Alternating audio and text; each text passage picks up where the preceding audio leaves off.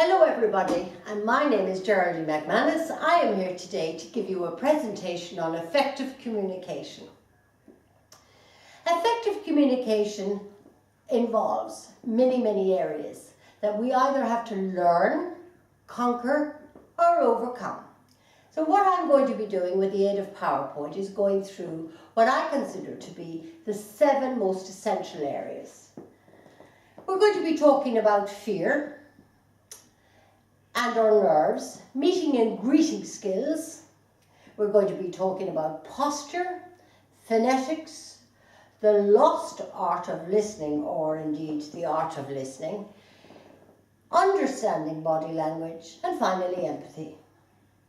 Now let's immediately talk fear. What am I talking about here when I'm speaking about fear? I'm actually talking about what other people would describe as nerves. I feel nervous, I want to be sick, my stomach is in a knot, all of those various descriptions of people that are feeling nervous and or are fearful. What are the effects of fear on our body? Some people would say they feel it's paralyzing. You've often heard the word it's debilitating, meaning that would be where people feel sick from nerves. And finally, the other awful thing effect is that fear will hold you back particularly in your career. And a very good example is that Monday or Friday presentation, and you're lurching from Monday to Friday in dread of the next one and the next one and the next one, and it's a never-ending cycle. Now you're taking that home with you also, so it's affecting every facet of your life. So what can we do? Well, obviously recognition that you have this fear is absolutely essential. That's the first thing. And then that decision that you're going to confront that fear, that's absolutely all important. Now, are there solutions to reducing your fear or your nerves? Well, yes, there are. Well, I would say certainly in terms of presentation and or public speaking, and incidentally that's the largest fear known in mankind. Apparently all of humanity would say they would tick that box. So preparation for that all-important speech or presentation, or even take that out into your private lives and other fears that you have. Be prepared. Know your subject matter if it's a presentation or a speech. Preparation, preparation, and preparation. That certainly will reduce your fear. Acquaint yourself with your problematic area, in other words. There's another large chink in your armour that you can really use, which is known as mastering the art of diaphragmatic breathing. And it's simply you are filling your lungs up with air, but you're also aiming to fill up the diaphragm, which is a vacant space here at the end of your lungs. So it'll give you an idea how empowering it is. The idea is to literally hold and then let it go. Repeat that process. So what you are doing is you're taking in new oxygen, you're oxygenating your blood, re-oxygenating it, and in doing so, you are slowing your heart rate down. This has a very calming effect on the body, and now you will find that the calming effect and the new oxygen reduces that fear, takes away those knots in your stomach, and leaves you feeling much calmer, much more in control, and now you are much more capable of delivering that message and that speech or that presentation. Just a little hint, keep a little bit of fear. Certainly you'll be ensured that every presentation will be very good. The next one is meeting and greeting skills. Now immediately I'm going to take you out of your comfort zone, and I'm going to say to you, I'm putting you in a room with 50 people and you are representing your company here. Now what are you going to do? You survey the room and you will find people in 2s, 3s, 4s and 5s, maybe, and all sorts of numbers. Pick 4 or 5, good number to walk into. You'll always find somebody slightly on the periphery with a nice gentle tip and a very firm extended hand and good eye contact. My name is Geraldine, I'm representing, we just say for argument's sake, just Google. And there, that's it. Now, name recognition is absolutely vital as an effective communicative tool. You must say that name 3 times. So he or she, they're going to say, well, my name is Tom or Margaret. And then you're going to say, well, I'm delighted to meet you, Tom. So that's number 2. And or my father's name is Tom, or my husband's name is Tom, or my sister's name is Margaret. But that's important, name recognition. Good eye contact. Smile, it's free, it's a relationship builder. Now that process, now you're going to be introduced to the remainder of the group, and obviously you're going to again have good eye contact, that good firm handshake, and that's very important. Now there will be a time when you may become a contributor to the conversation, and for God's sake, use your eyes like a water sprinkler. Talk to everybody, not to one. On the other hand, if you are just talking to one person, remember to give them your undivided attention. People will know if you want to be listening or earwigging elsewhere. That's quite insulting. So be all-encompassing, all-engaging if it's one-to-one. If it's to a group, use your eyes like a sprinkler system. And it's amazing. That's very important. Finally, don't take yourself too seriously.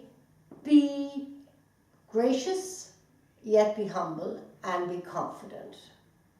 Relax and enjoy now. Finally, take your leave.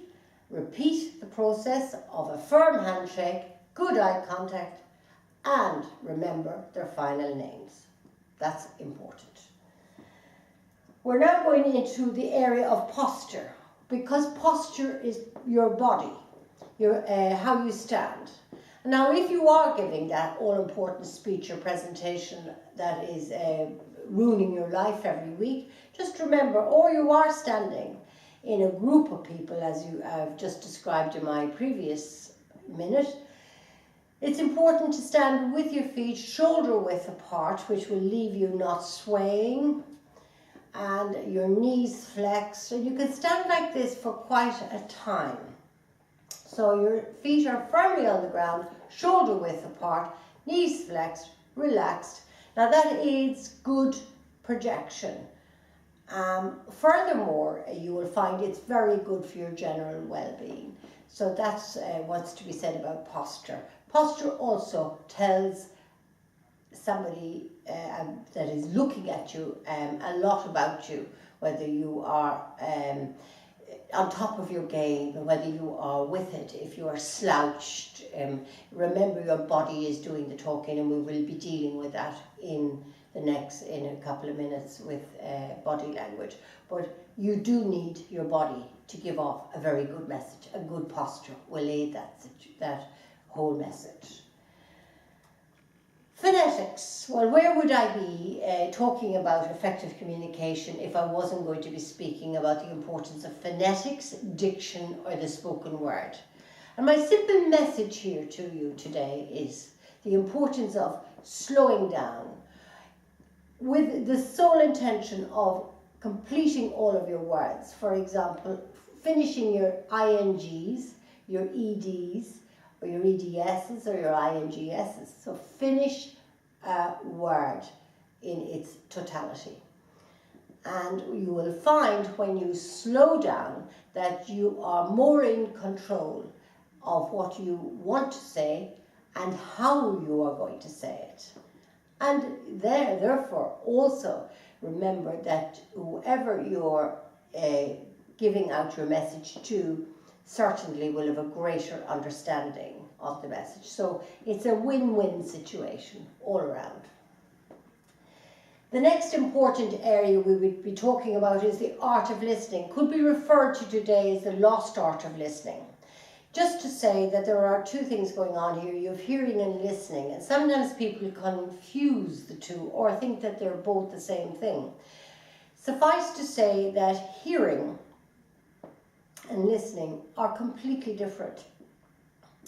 Hearing is a passive neurological event that is happening in milliseconds, absolutely. That is the brain's ability to decipher a noise, like the sound of a plane, a car, a laugh, a cry, a bang, a crash, all sorts of possible background noises, and you will know in a millisecond if one of those is relevant to you, like say a child crying or somebody calling you.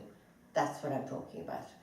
On the other hand, listening requires the fact that you have intention, you have the attention, and you are completely focused, and you have an agreement to learn to listen, because listening is not passive.